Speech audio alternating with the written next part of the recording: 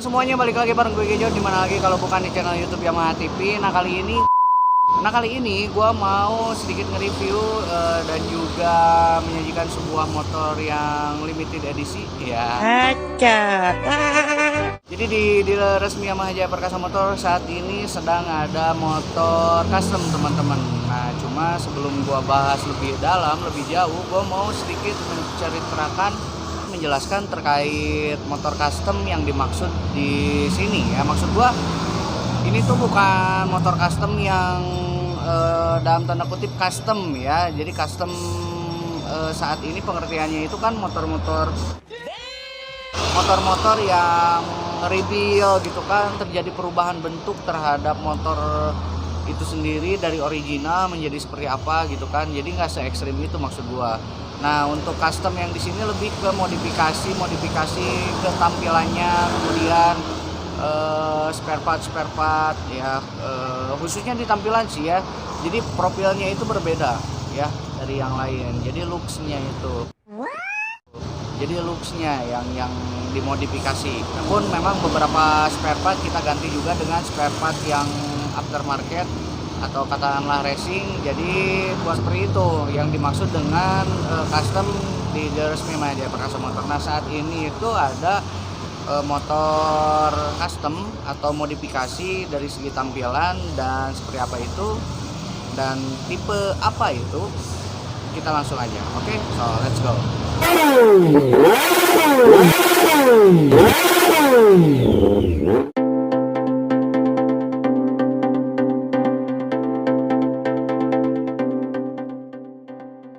Istilahnya baju baru lah ya. Jadi biasanya tuh kita modif hanya di bagian profil teman-teman. Nah dari sisi warna dan tampilan lainnya, kemudian juga beberapa memang ada part yang diganti dengan beberapa part aftermarket ya, atau sebutlah spare part racing ya. Seperti di bagian handle ya, kemudian kaca spion, ban, velg, knalpot udah jarang sih, kecuali ada yang request ya.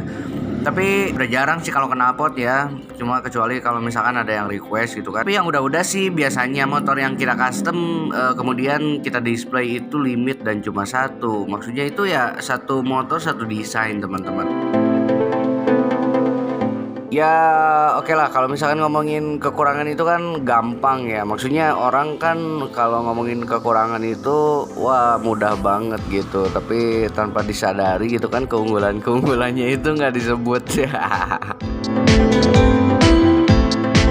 Cuma beberapa kelebihan Yamaha NMAX non ABS ini kalau misalkan on riding ya. Jadi forma mesin yang mantap, kemudian handlingnya yang sigap, kemudian setir atau stang yang ringan, pengereman yang pakem, kontras speedometer yang sangat jelas tentunya dan informatif, lampu LED yang terang, posisi kaki saat selonjoran, wah pokoknya paling nyaman deh ini motor. Dan tentunya performa mesin Yamaha NMAX non ABS ini dan ABS sih ya, dengan teknologi PPA ya, udah diterapin teknologi PPA yaitu variable valve actuation yang tentunya menjadi salah satu fitur daya tarik utama selain faktor harga yang sangat value.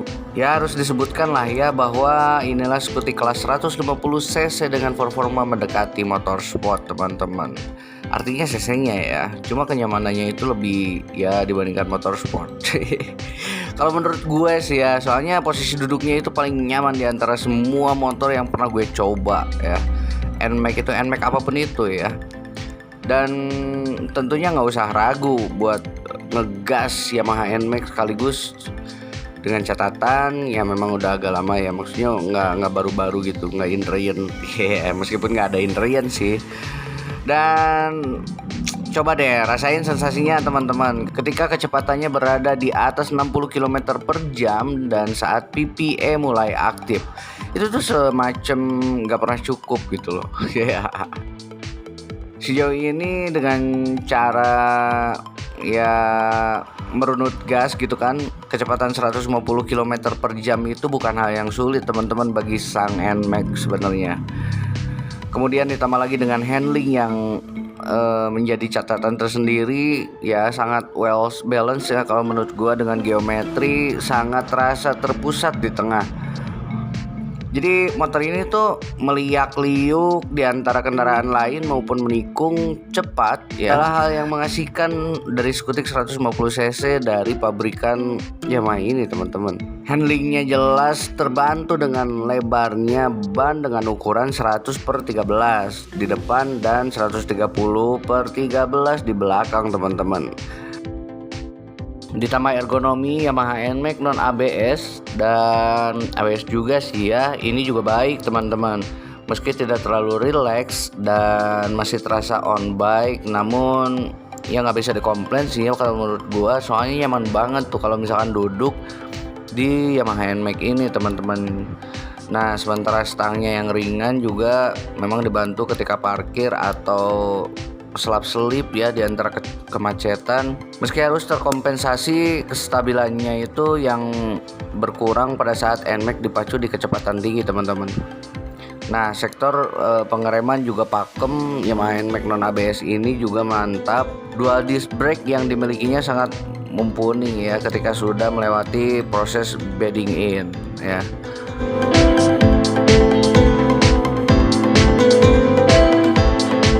Nah, selain itu juga ada di bagian off-riding, kemudahan pengoperasiannya, kunci magnet teman-teman.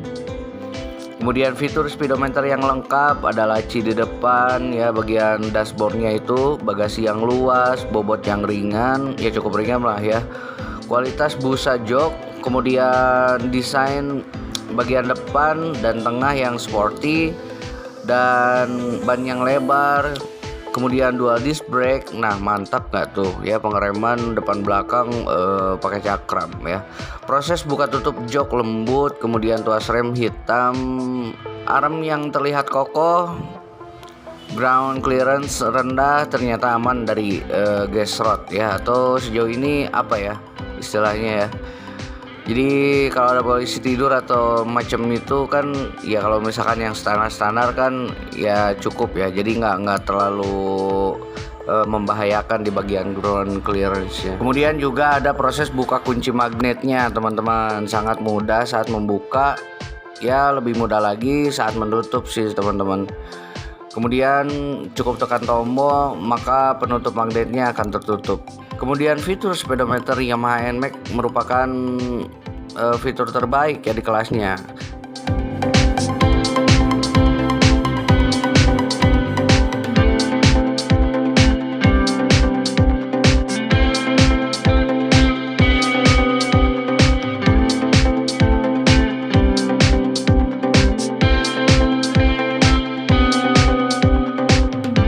Nah itu dia teman-teman. Sekali lagi thanks for watching. Jangan lupa like, comment, and share, dan subscribe juga. Dan tentunya buat teman-teman semuanya yang berminat bisa langsung saja hubungi ke kontak atau WhatsApp di bawah ini. Oke, so gue Gejot dari Yamaha TV. Salam semakin di depan, Yamaha full gaspol.